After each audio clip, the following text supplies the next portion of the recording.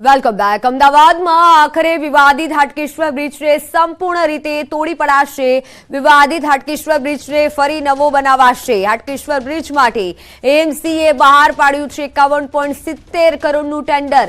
સંપૂર્ણ બ્રિજ નવો બનાવવા માટે ટેન્ડર જાહેર કરાયું છે. અગાઉ ફક્ત હાટકેશ્વર બ્રિજના કેટલાક સ્પાનને તોડી અને રિપેરિંગ કરવાનો નિર્ણય લેવાયો હતો. તો અમદાવાદના વિવાદિત હાટકેશ્વર બ્રિજ અંગે મોટા સમાચાર છે. નવા ટેન્ડર પ્રમાણે બ્રિજની ડિઝાઇન, ખરીદી અને બાંધકામની કામગીરી એક જ કોન્ટ્રાક્ટરે કરવાની રહેશે. અગાઉ ડિઝાઇન, બાંધકામ અને પ્રોજેક્ટ મેનેજમેન્ટ અલગ અલગ એજન્સીઓએ કર્યું હતું. અગાઉ રિપેરિંગ ટેન્ડરના 2 પ્રયત્નો બાદ પણ એકેય કોન્ટ્રાક્ટરે રિપેરિંગ માટે રસ દાખવ્યો ન હતો. તો આખરે એએમસી 51.70 કરોડના અંદાજ સાથેનું બ્રિજ સંપૂર્ણ તોડવા અને નવું બનાવવા માટેનું ટેન્ડર બહાર પાડ્યું છે. અજય ઇન્ફ્રાકોન એન્જિનિયરિંગ દ્વારા બનાવાયેલા બ્રિજમાં ખૂબ જ વિવાદ થયો હતો. મોટા પ્રમાણમાં ભ્રષ્ટાચાર થયો હોવાનો ખુલાસો થયો હતો.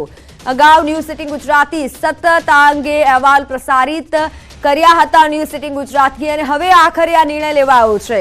બ્રિજને નવો બનાવવામાં આવશે. ટેન્ડર બહાર પાડવામાં આવશે. ટેન્ડર બહાર પાડવામાં આવ્યું છે. હાટકેશ્વર બ્રિજને સંપૂર્ણ તોડી પાડવામાં આવશે. વિવાદિત હાટકેશ્વર બ્રિજને ફરી નવો બનાવાશે.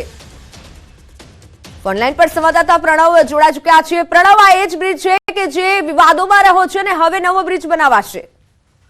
ચોક્કસ. અમદાવાદ શહેરનો સૌથી ભ્રષ્ટ જો બ્રિજ હોય તો તે હાટકેશ્વર બ્રિજનું નામ હર હંમેશા માટે મહાનગરપાલિકાના ચોપડે નોંધાયેલું રહેશે. મહાનગરપાલિકા દ્વારા બનાવેલો હાટકેશ્વર બ્રિજ 40 કરોડના ખર્ચે બન્યો, પરંતુ તેની જે ભ્રષ્ટાચાર થયો તેના કારણે ગુણવત્તા ઉપર ચોક્કસપણે અનેક સવાલો ઉભા થયા. ત્યારબાદ તે બ્રિજ અવરજવર માટે લોકો માટે બંધ કરાયો અને હવે આખરે એ બ્રિજને સમારકામ કરવા માટે અનેક વખત ટેન્ડરો બહાર પાડ્યા. તેમ છતાં પણ કોઈ પણ કંપની ટેન્ડર માટે આવી નહીં. હવે આખરે એ નિર્ણય લેવામાં આવ્યો છે, જે માહિતી મળી રહી છે કે હવે આ બ્રિજ આખો જમીનદોસ્ત કરાશે. એટલે ભ્રષ્ટાચારનો બ્રિજ જમીનદોસ્ત થશે અને સાથે જ એ સવાલ થઈ રહ્યો છે કે આના માટે જવાબદાર કોણ? કોન્ટ્રાક્ટર તો માત્ર એક પોલીસ ફરિયાદ થઈ ત્યારબાદ તેઓ છૂટી ગયા છે, પરંતુ જે પ્રજાના ટેક્સના 40 કરોડ રૂપિયાનો જે ખર્ચ થયો છે તેની વસૂલી કોણ કરશે તે એક મોટો સવાલ છે. બીજી તરફ આ બ્રિજને તોડીને નવો બનાવવા માટે પણ ટેન્ડર જાહેર કરાયું છે. ત્યારે હવે જોવાનું રહે છે કે આ નવા બ્રિજને બનાવવા માટે અને જમીનદોસ્ત બ્રિજ માટે નવી કઈ કંપની સામે આવે છે.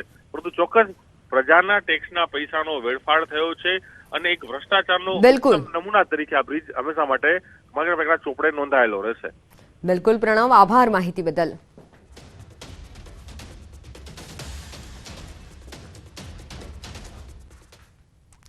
તો સમાચારોમાં હાલ બસ આટલું જ. રજા આપશો. નમસ્કાર.